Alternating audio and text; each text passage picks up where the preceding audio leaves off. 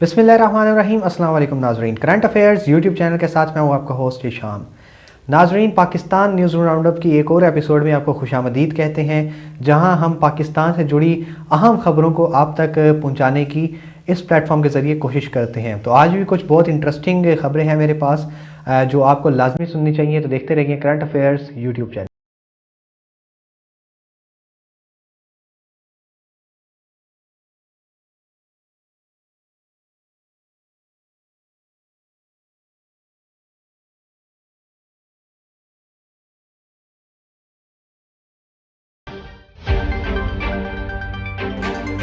तो नाजरीन, सबसे पहली खबर जो है वो PSL के हवाले से है। UAE की हेल्थ मिनिस्ट्री ने अचानक जो है वो PSL शुरू होने से तकरीबन 6 दिन पहले वहाँ पर मौजूद भारतीय ब्रॉडकास्टर्स और जनूबी अफ्रीका से ताल्लुक़ रखने वाले खिलाड़ियों और स्टाफ पर अचानक एतराज़ खड़ा कर दिया है। हुआ कुछ यूँ है कि UAE ने जो है वो भारत और जनूबी अफ्रीका को जो है वो अपनी कोरोना की वजह से रेड लिस्ट कंट्रीज़ की जो फहरिस्त है उसमें शामिल कर रखा है। तो अब चूँकि जो ब्रॉडकास्टर्स हैं और जो टेक्निकल टीम है वो भारत से उनके कुछ ताल्लुक़ है और कुछ जो है वो जनूबी अफ्रीका के प्लेयर्स जो है वो मुख्तलिफ PSL की टीम्स में नुमाइंदगी कर रहे हैं और इसके अलावा कुछ स्टाफ भी है। तो उनका ताल्लुक़ जो है वो चूँकि अब भारत से है और वो जनूबी अफ्रीका से है, तो इस वजह से अचानक जो है उन्होंने एतराज़ खड़ा कर दिया है। इसमें इंटरेस्टिंग बात यह है कि पहले UAE ने ख़ुद जो है इनको वीज़ाज़ जारी किए हैं और जाहिर सी बात है कि ये जो भारतीय आए हैं और जो जनूबी अफ्रीका से ताल्लुक़ रखने वाले खिलाड़ी आए हैं, ये अब 2 नंबर तरीके से स्मगलिंग के ज़रिए से तो आए नहीं हैं। ये बाकायदा जो है वीज़ा लेकर और एयरपोर्ट पर लैंड करके आए हैं। तो तब जो है वो UAE की जो जितनी अथॉरिटीज़ हैं उन्होंने तब इनसे सवाल नहीं किया, बल्कि अब जबकि ये काफ़ी दिनों से यहाँ पे मौजूद हैं और वो अपना क्वारंटीना का टाइम भी पूरा कर रहे हैं, काफ़ी हद तक उन्होंने टाइम भी पूरा कर लिया अपना, तो अब जाके वो इन पर एतराज़ उठा रहे हैं और यहाँ पर तशवीश का इजहार कर रहे हैं। अब ज़राए के मुताबिक UAE की हुकूमत जो है वो 2 जून को अपना हतमी फ़ैसला देगी कि आया वो भारतीय ब्रॉडकास्टर्स और जनूबी अफ्रीका के खिलाड़ियों को यहाँ रुकने और यहाँ खेलने की इजाज़त देंगे या नहीं।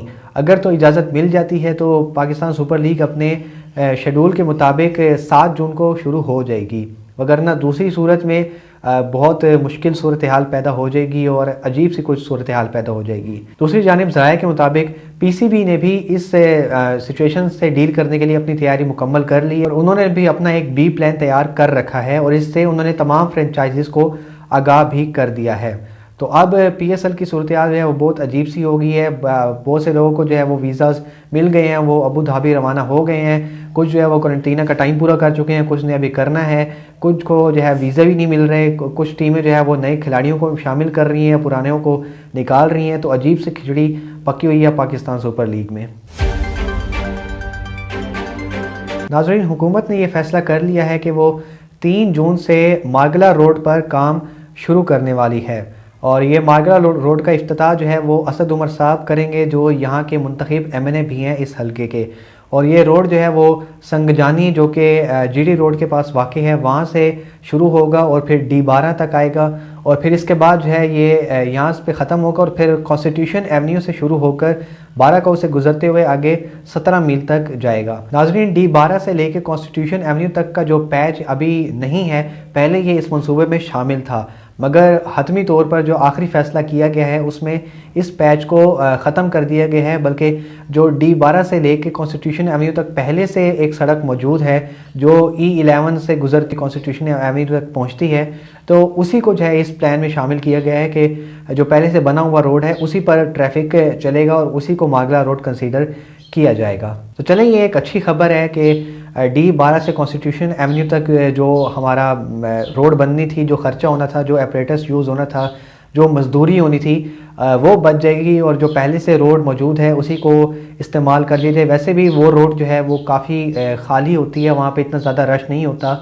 D12 बिल्कुल खाली पड़ा होता है, E11 जो है वो भी बिल्कुल खाली पड़ा होता है, जो उसका बाहर की सड़कें जा रही हैं सर्विस रोड। ये मार्गला एवेन्यू जो है ये इस्लामाबाद और रावलपिंडी की ट्रैफिक के लिए बहुत ज़रूरी है और इस हवाले से वज़ीर आज़म के मामले ख़ुसूसी अली नवाज़ ने मीडिया से बात करते हुए कहा कि 1960 से ये रोड जो है इस्लामाबाद के मास्टर प्लान में शामिल है, मगर 5 दहाइयाँ गुजरने के बावजूद जो है इस पर अमल दरामद नहीं हो सका और फाइनली जो है वो अब हमारी हुकूमत, PTI की हुकूमत जो है वो ये फरीज़ा सर अंजाम दे रही है।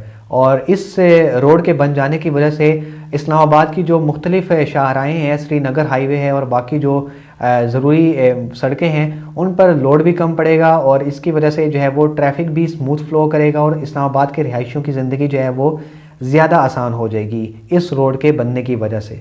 तो इस रोड की ज़िम्मेदारी जो है वो पहले ही कैपिटल डेवलपमेंट अथॉरिटी CDA को अलॉट कर दी गई है। वो इस पर 3 जून से अपना काम शुरू करने वाले हैं। तो ये एक अच्छी खबर है इस्लामाबाद के रिहायशियों के लिए।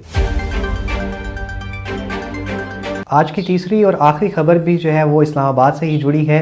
इस्लामाबाद और रावलपिंडी के रिहायशियों के लिए ये बहुत ज़्यादा अहम खबर है, क्योंकि महकमे मौसमियात ने ये एलानिया जारी कर दिया है कि आइंदा 1 हफ़्ते तक इस्लामाबाद और रावलपिंडी यानी जुड़वा शहरों में मौसम गर्म और खुश्क रहेगा।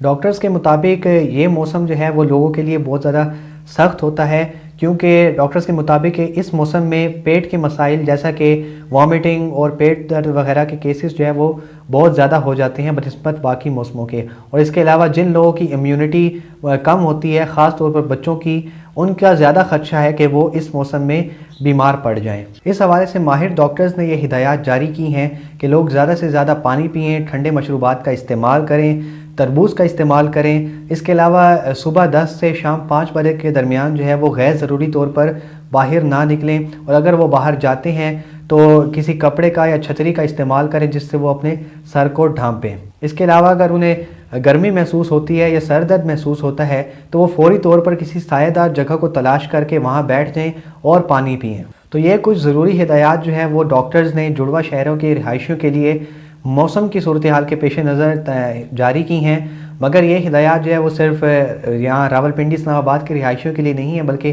तमाम लोगों के लिए हैं, क्योंकि मौसम जो है वो तकरीबन पूरे पाकिस्तान में अब इसी तरह का होने वाला है, गर्म और खुश्क किस्म का, और गर्मी बहुत ज़्यादा बढ़ने वाली है, लू का मौसम आने वाला है।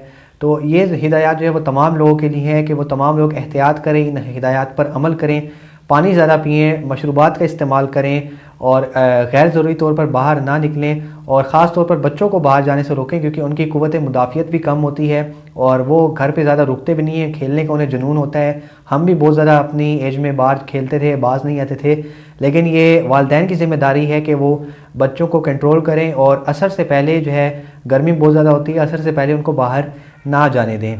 तो ये वालिदैन की भी ज़िम्मेदारी है कि वो अपना भी ख्याल रखें और बच्चों का भी ख्याल रखें और मौसम की सूरत हाल के पेश नज़र इन हिदायत पर, ज़रूरी हिदायत पर अमल करें। तो नाज़रीन, आज की वीडियो से इतना ही। उम्मीद करता हूँ कि आपको ये एपिसोड पसंद आई होगी।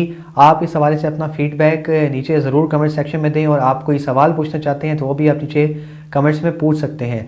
इसके अलावा पाकिस्तान और दुनिया भर से मज़ीद ताज़ा तरीन वीडियोज़ और अपडेट्स के लिए देखते रहिए करंट अफेयर्स यूट्यूब चैनल।